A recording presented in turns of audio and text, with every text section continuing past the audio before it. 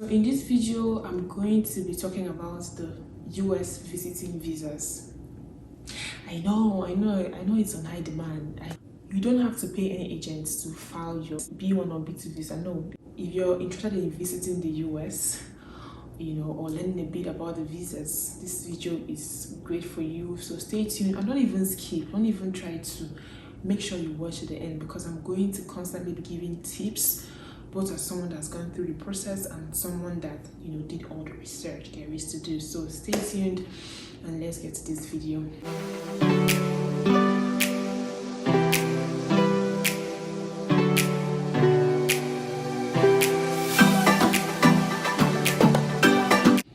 Hi guys, welcome back to my channel. Thank you so much for clicking this video. And to my subscribers, God bless you. You guys are the best. If you guys, encourage me to constantly talk into my camera in my garage, thank you so much. God bless you. I'm going to be using my phone because I wrote it down. I don't want to forget key things. So if you see me looking down from time, I'm just not trying to forget things I want to say or keep on babbling like I'm doing now. Yes guys, this is going to be a two-part video because there's so many things to say and I don't want to just fall all over in one video and people get tired midway. So my parents are currently here with me. They came visiting from Nigeria and they are here on a visiting visa. So it's something that I've recently done. I did the paperwork for them and I'm just going to share a lot of my experience and advice in this video. Let's get to the point. So what is a visiting visa? The term isn't actually visiting visa. I mean, you can call it that, but online when you're filing for this visa, you don't see them referring it as visiting visa. You see them referring it as B1 or B2 or B1 and B2 visas. So these are non-immigrant visas. Yes. So what does it mean by non-immigrant visas? That means you are not relocating, you're just visiting. So it's different from, oh, I'm trying to move into America, as opposed to, okay, I just want to visit, right? Maybe for business or tourism or pleasure or a combination of both, which is what the B1 and B2 visa is. Yes, so if you're coming strictly for business, then B1 is the visa that you're looking for. So but if you're here for like tourism, vacation, you want to visit Hawaii, you want to visit Miami, you want to visit California, all those fun places, New York and all of that, then B2 visa is what you're going to be looking for. So make sure you're clear on what visa you need so you don't go applying for B2 visa whereas you're here for business. Okay, but if you want to do a combination of both, you definitely need the B1 and B2 visa. So like I said earlier, these visas are non-immigrant, so you have to go back at some point. You're not relocating, you're not coming to Japan. This is a great visa. Even if you want to relocate to America, this is definitely a great visa to start with because it gives you a test run, kind of dip your leg inside water and see, do I really like this place? So you kind of see the place where you're planning to relocate and just see if it's for you or not. So how do you file for this, visiting visa, this B1 or B2 or B1 and B2 visas? So the first thing you need to do is to go online and go to travel.state.gov, guys. Yes. Thank me later.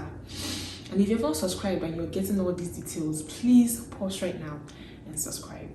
So you have to go online and complete a DS-160 form. That's the name of the form. Open the form online and you start to fill. So in this DS form, they ask you for information. So they ask you about your bio, your work history, your family. They just really want to have an idea of who you are. It's very important for homeland security. So they ask you questions about yourself, your age, where you're from, your marital status, your family, your work. So this is very important for you to fill this DS-160 form accurately and submit. That's the very first thing you need to do. So after you're done filling this DS-160 form, it's a long form. It's not too long. It's something that if you're dedicated, you can be done with in give or take a week, or less than. This week is just to give you lots of wiggle room, right? But you're going to ask for a copy of a US passport. So you're going to, if you don't have that already, you have to go to a studio and ask the photographer to snap a US standard passport, and then you upload it and submit. Then when you submit this form, you're going to get a confirmation code. And I have to pause and tell you that this confirmation code is not a visa. That means you cannot just smash out from your house with that and start going to the airport. So it's boldly written, this is not a visa, but just so you, if you don't know, let me say it again, it's not a visa. This is just like the first step. You've picked the stones out of the bins. You still have to wash the bins, you still have to grind the bins and all of that. So that's the first step, okay? After that, you're going to have to take the confirmation code from the submitted form that you did. They're going to give you a confirmation code. You take that confirmation code to the bank, to a GT bank, a GTB bank, so to a GT bank, and pay a visa fee.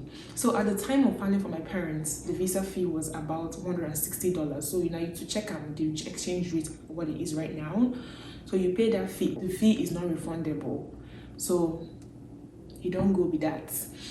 So after you pay that visa fee at a GT bank, so at the time of filing, I don't think there's other banks that you can pay at the time, but these are things that change over time. But right now, you can only pay to a GT bank, and I wasn't able to do online payments, so I had to have my parents pay in Nigeria and send me the code. So when you make the payments, that's the third step. The bank are going to give you like a remitter code. Then you take the remitter code and open a CGI profile.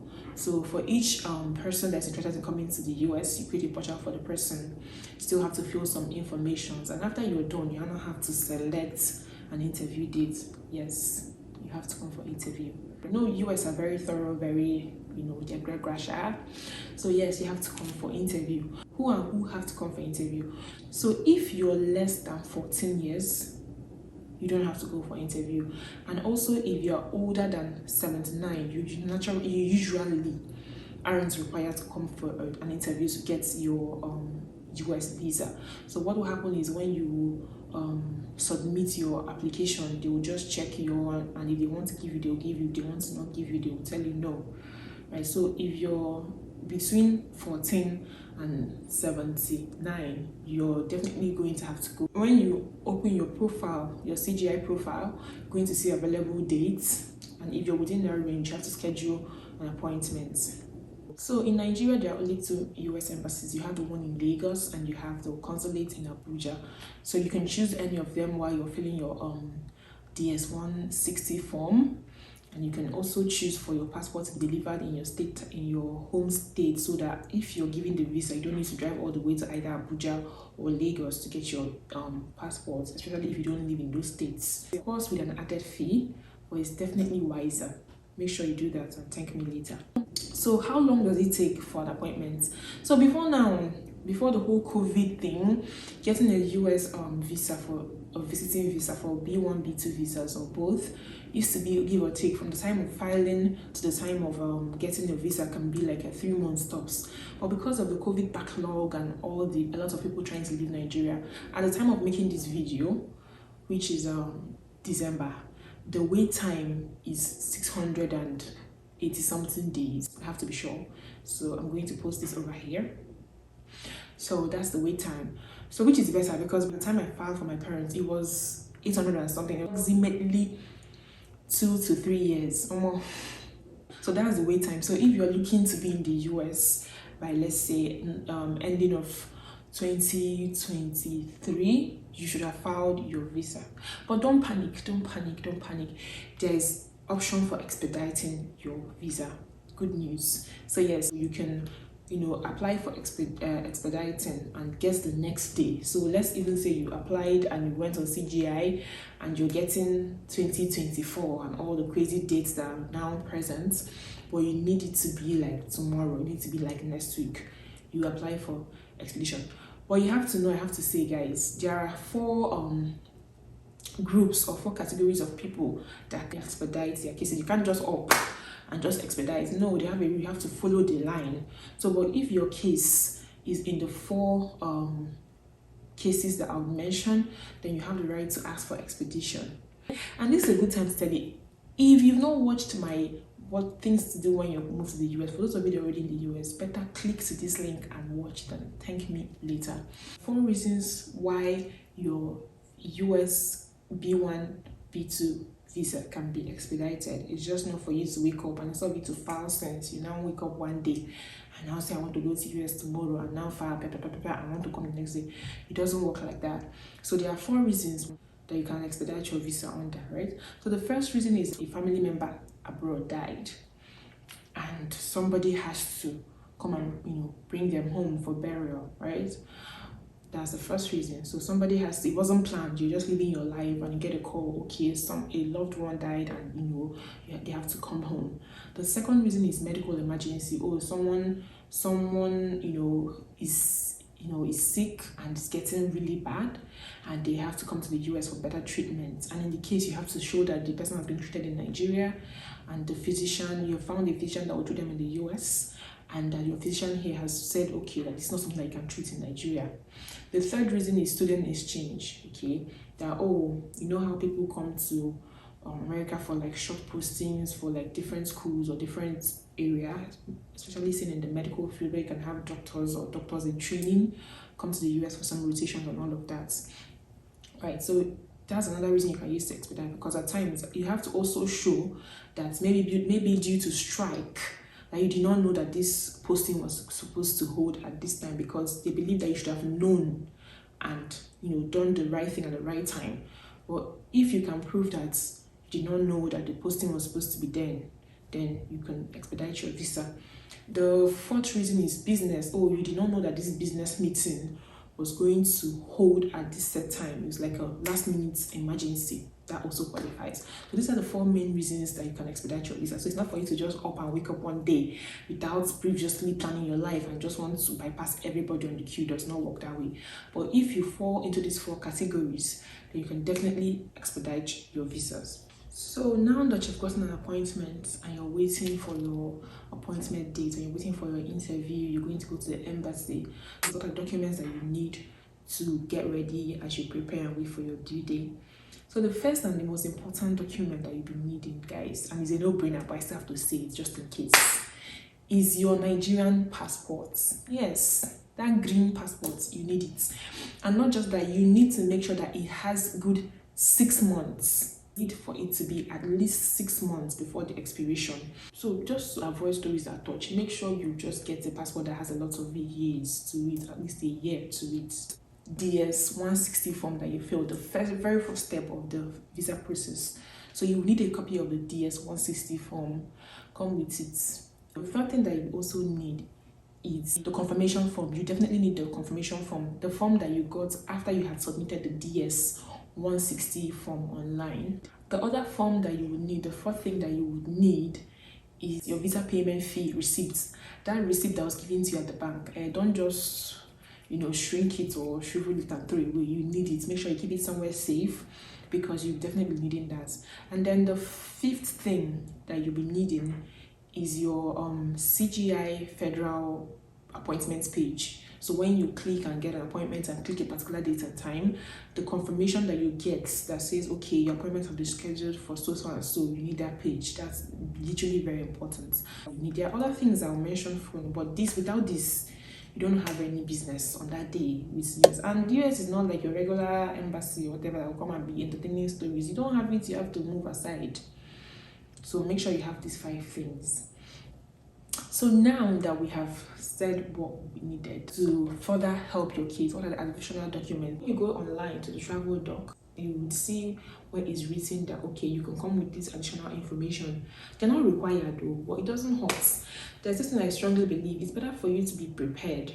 Those additional forms that you'll be needing are any documents that would help to establish that you have strong ties. Guys, that's the emphasis on strong ties to your home country, and in this case, Nigeria.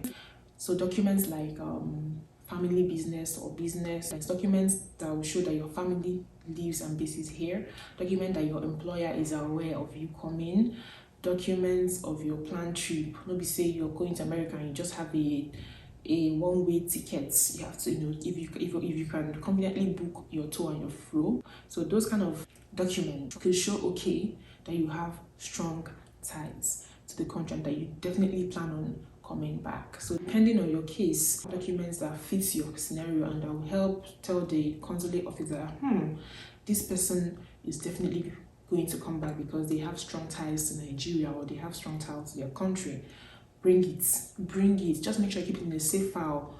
Even if you don't ask for it, that's fine, you take it home, but make sure you have it so that in the case of them asking for it, you already have it. So yes, thank you so much for watching this video. I appreciate you, and shout out once more to my subscribers. God bless you. Feel free to type any comment or questions that you have. And I'm going to say this right now, disclaimer, I am not a visa agent. I'm just someone that have been through it, the process for my own self and for my parents. I'm a little experienced and I can help you with any questions that I can. So feel free to have any questions you have down the section, comment section, comments. And if you like videos like this, let me know. And God bless you for watching this video. See you in my next video. Bye, and have a wonderful week.